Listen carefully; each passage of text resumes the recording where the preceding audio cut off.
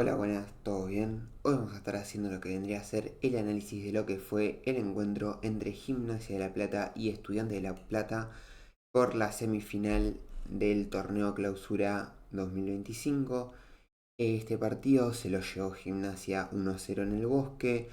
Un poco un resumen general de lo que para mí fue el partido. Fue Gimnasia teniendo la pelota, siendo protagonista, intentando ser protagonista, porque el encuentro se lo termina llegando Estudiantes. Y en cambio un Estudiantes que supo entender que a un equipo como Gimnasia, que tiene la pelota, que intenta generar superioridades numéricas en ciertos sectores de la cancha, había que esperarlo y salir a correr, más con este sentido que tenía Gimnasia de subir tanto los laterales para poder generar estas superioridades numéricas, dejando espacios para que puedan correr dos jugadores como Cetra y Palacios, que tienen una característica de ser muy rápidos. Es más, el gol proviene de una jugada de Arzamendia que tira un pelotazo al espacio, a la espalda del lateral, a la espalda de Pintado, que Cetré lo termina interceptando ese pase y después de un muy buen movimiento de Cetré y una mala entrada de Gianpaoli puede meterse dentro del área y tirar el centro rasante para Palacios, ¿no? Pero un poco de eso se trató el encuentro, un poco de cortaba, corría Estudiantes y así terminó encontrando el gol y terminó por la mínima. Fue un partido que igualmente muy disputado, se pateó poco al arco. Vamos ahora a hablar un poco primero del primer tiempo, con la pizarra, mostrando un poco lo que pude ver yo no tengo la verdad absoluta. Vamos a ver qué hizo para mí bien Gimnasia, qué hizo mal, qué hizo bien Estudiantes, qué se le pudo haber complicado a Estudiantes, porque a Estudiantes, a pesar de que les llegaron poco, les llegaron, vamos a un poquito ver también eso. Y así que bueno, vamos a pasar a la pizarra para poder comentar todos estos temas, ¿no? Acá estamos con la pizarra. Vemos que a la cancha Gimnasia, perdón, tenía que soplar, a la cancha Gimnasia salió con un 4-2-3-1 y Estudiantes salió con un 4-3-3, que ahora vamos a profundizar en ese 4-3-3 porque no fue tan así, no fue tan como está en la pizarra. Vamos a empezar, como estaba diciendo recién, a hablar un poco de lo que fue Estudiantes, pero para hablar de Estudiantes hay que hablar de Gimnasia, así que vamos a hablar de lo que hizo que que Estudiantes, perdón, cambie un poco esta estructura y Piovi pasa a jugar como líbero, ¿no? El que vio el partido va a ver que en muchos momentos, cuando Estudiantes no tenía la pelota y cuando también tenía la pelota, Piovi se posicionaba como un líbero. ¿Por qué? Porque se encontraba en una situación en la que Piedrahita y Panaro se encontraban en duelos individuales con Gómez y con Arzamendia. Siempre, eso sí, a pesar de haber estado Piovi de líbero, algo que hizo muy bien Estudiantes fue mantener siempre esta estructura de cuatro jugadores. ¿Por qué? Porque C3 sin pelota retrocedía, Palacios sin pelota retrocedía para poder jugar estos duelos individuales con los laterales. ¿Por qué? Los laterales de Gimnasia jugaban muy abiertos. Importante esto, y acá termina viniendo el gol en el segundo tiempo después, son estas zonas que dejaban expuestas los laterales. Es verdad que ante esto había siempre un retroceso de Max que volvía, que intentaba meterse acá o entre los centrales o también intentando acá poder presionar la salida de Medina, que Medina hizo mucho esto de aprovechar los intervalos entre lo que sería el central y el lateral. Medina los aprovechó, es más, al final del primer tiempo termina teniendo una jugada que de una salida de pelota termina corriendo y termina casi definiendo, ¿no? Eh, También, ¿qué más? ¿Qué más? También esto que hizo Gimnasia de mover a Merlini, mover a Merlini de manera que siempre no se pudiera llegar a por lo menos estar mano a mano. Y ante esto, Estudiantes tuvo que poner a Piovi de líbero. ¿Por qué? Porque si Piovi estaba jugando acá, marcando a Merlini, en un momento Torres iba a quedar mano a mano o con un espacio muy grande. O se iba a poder meter Esqueloto por acá y generarles la superioridad numérica si Medina no llegaba. Escasíbar siempre se encontraba por esta zona, haciendo que también se le dificultara el juego por el medio a lo que vendría a ser Gimnasia. Gimnasia jugó mucho por las bandas, y también jugando por adentro con Piedrahita, con la subida de Torrejón, intentándole ganar la espalda a Palacios, que tardaba en cerrar. También en esta función de líbero podíamos ver que ante cualquier intento de desmarque de Torres iba a tener uno encima. Donde terminan viniendo las jugadas de peligro de Gimnasia por esto y por ejemplo, cuando subía Merlini, Núñez salía automáticamente por él y a veces Piedrahita llegaba a meterse por el medio antes de que llegara la marca Ascasíbar. Igualmente Ascasíbar se encargó mucho de lo que vendría a ser Esqueloto, para que no pudiera jugar como y no pudiera distribuir ese juego en el medio, ¿no? Este fue un duelo muy marcado entre Esqueloto y Ascasíbar. También se vio mucho esta función ofensiva de lo que vendría a ser Medina para poder ganar los duelos contra Max, también aprovechar los espacios que se podían dejar porque se haría mucho pintado, entonces siempre terminaba quedando un intervalo acá que Medina intentaba aprovechar. Después, Ascasíbar, por su parte, tenía sus momentos ofensivos.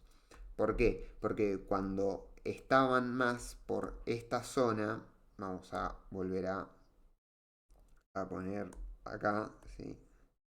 Cuando estaban por esta zona, Ascasíbar, muy inteligente, cuando había mucha población de jugadores marcando, porque esta situación se terminaba dando, que quedaba así la situación, Ascasíbar aprovechaba la velocidad, esto que no velocidad, su resistencia, tan siendo box to box, para poder llegar cuando nadie lo prevenía y a veces en centros poder meterse, peinar la pelota para este movimiento que terminaba haciendo Palacios muchas veces de meterse por adentro, ¿no?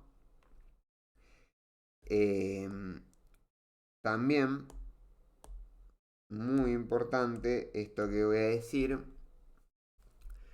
lo que fue el buen juego de Insfran para evitar estos movimientos y estas peinadas de pelota que lograba conseguir Ascasíbar metiéndose. Muy importante el trabajo de Pires. Pires, la verdad que en el primer tiempo se encargó mucho de poder anular esta salida de Merlini en la salida de Merlini no, sería el apoyo, el desmarque de apoyo que hacía Merlini para poder ayudar a Panaro y que no quedara en una situación en la que siempre estuvieran mano a mano. ¿Por qué? Porque el retroceso de Mendía era lento, entonces era complicada la tarea de Pires porque tenía que salir en una situación que solían quedar mano a mano, 2 contra 2 se generaba acá. Entonces, no fallar era importante. No, en esta situación de quedar 2 a 2, no fallar era muy importante. ¿Por qué? Porque si fallaban, podía tranquilamente Merlini pasar y en un desmarque Piedradita se podía meter si Gómez no le seguía bien la marca. Igualmente, esto se previó un poco, yo creo que Domínguez lo previó porque se insistió mucho en mantener la línea de 4 y sin pelota a veces mantener a estos tres. Igualmente no era fija que Piovi se quedaba de líbero, porque Piovi también en salida más que nada se encargó mucho de distribuir el juego para Ascasíbar, que retrocedía hacia un desmarque de apoyo para poder salir jugando con los laterales, más que nada con Gómez, o meterse para adentro a Ascasíbar y con un desmarque de Alario poder jugar o para Cetré, que Cetré bien pegado a la banda sin pelota hacía mucho este recorrido, o también ante la subida de Medina, Gianpaoli subía y Cetré metía esta diagonal o se metía para adentro con eso que suele hacer mucho Cetré, meterse para adentro y pegar. Hice así porque me tenía que enfocar la cámara en algún momento. Bueno, un poco de esto se trató el partido. Ahora vamos a hablar un poco de lo que fue el gol, que me parece que fue un poco lo que más se expresó del partido, el gol. ¿Por qué el gol fue lo que más se expresó del partido? Porque empieza de un buen ataque de Gimnasia que termina llegando, que se cumplió todo lo que estábamos diciendo, esto de que Cetré jugaba acá, de que Palacios, aunque no tan atrás, se quedaba pegado en la banda intentando marcar la subida de Torrejón, que acordémonos que muy importante, y esto es lo que se llega al gol, esta subida tan agresiva de los laterales para poder generar manos a manos y en algunos casos poder generar cuando Piovi baja de libero superioridades numéricas acá en el medio del campo. Estamos hablando de que había momentos que Medina y Ascasíbar quedaban en un 3-2. Entonces, ¿cómo se termina dando el gol? Muy simple. Pierde la pelota Panaro, Pires termina descargando para Arzamendia y en este movimiento de que C3 se mete para adentro, ¿no? C3 se mete para acá adentro, Arzamendia aprovecha que Pintado le sigue la marca a C3 y aprovecha a tirar una pelota al espacio. Acá tira la pelota. Y C3, sabiendo que gana en velocidad, corre la pelota. Gianpaoli sale a buscarlo. Pintado automáticamente cuando Gianpaoli sale a buscarlo, corre porque tiene buena bajada igual. Pintado tiene muy buena bajada, es un lateral muy rápido.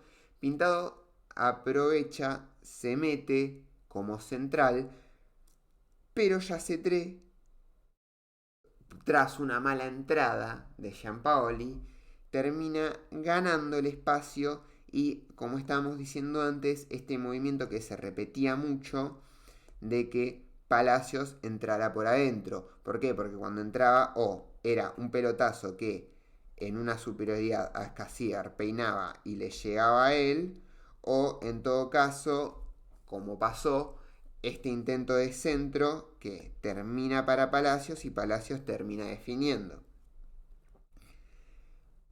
Y después el partido fue una crónica de una muerte anunciada. O sea, el 1-0, viendo el partido, vos veías. Ahora voy a poner un poco lo que eran las estadísticas. Estoy viendo acá que en el segundo tiempo, a pesar de que Gimnasia tuvo más la pelota, los goles esperados fueron más para Estudiantes, que es verdad que entiendo, yo conozco la frase que las estadísticas son como las bikinis, muestran algo importante pero esconden lo fundamental. Entonces, igualmente vemos lo importante que los goles esperados fueron más de Estudiantes, fue más profundo, es más, se termina metiendo un gol.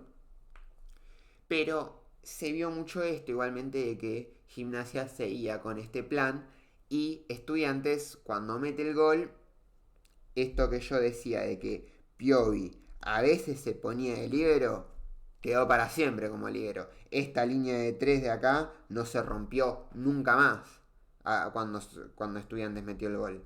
¿Por qué no se rompió más? Porque iban en ventaja, porque sabían que cuando C3 bajara, cuando C3 jugara acá y Palacios esta vez sí poniéndose acá y sin subir tanto, con Gómez iban a quedar siempre en situaciones mano a mano. Y en esta parte y en la zona crítica iba a haber siempre una superioridad numérica. Acá siempre va a haber una superioridad numérica. Entonces se aprovecharon de eso. Es verdad que después vemos como, voy a poner otro acá, que en un momento termina como habiendo un cambio. No recuerdo bien ahora, lo voy a ver. Eh,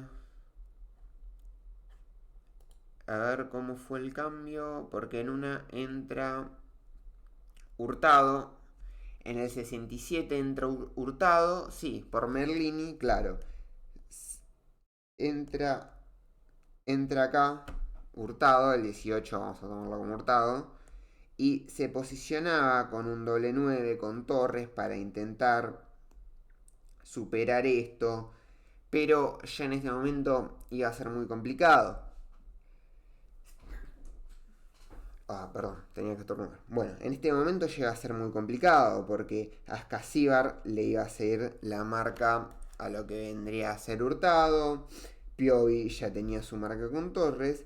Y Arzamendia y Gómez iban a jugar cerrado, iban a proteger su arco. Entonces iban a hacer muchos toques innecesarios.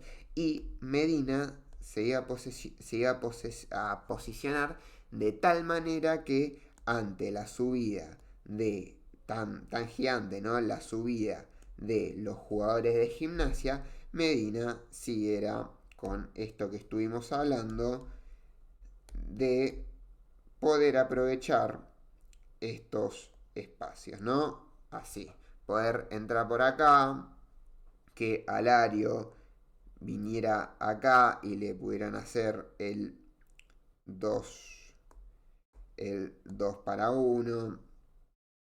Mucho de eso se dio. Mucho de que venía Lario y generan esas superioridades en esas partes por lo tan abierto que terminaba quedando Gimnasia. Y bueno, al final el partido se los terminó llevando Estudiantes por 1-0. Quiero repasar un poquito de algunas estadísticas importantes.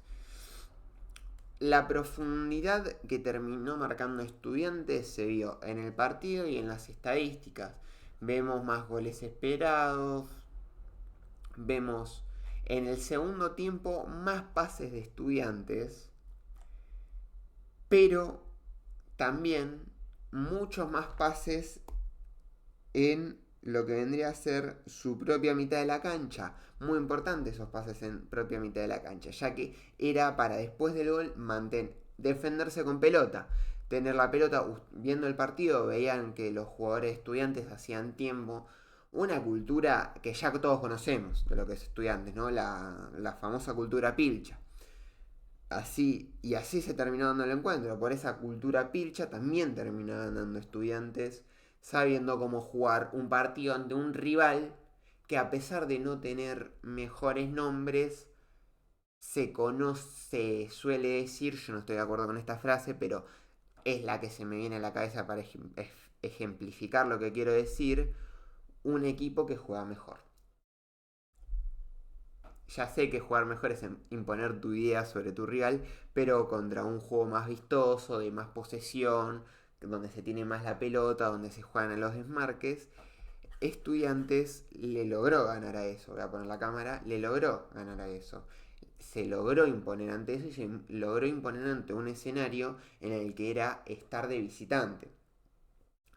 Así que bueno, eso es todo de mi parte. Vamos a ver cómo se va a dar esta final tan interesante entre dos equipos que juegan parecido.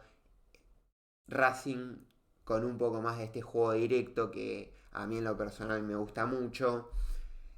Estudiantes más con este juego de contraataques rápidos. Son dos estilos que parecen parecidos pero no lo son en lo absoluto. Así que bueno, un saludo y nos vemos después de la final. Chao.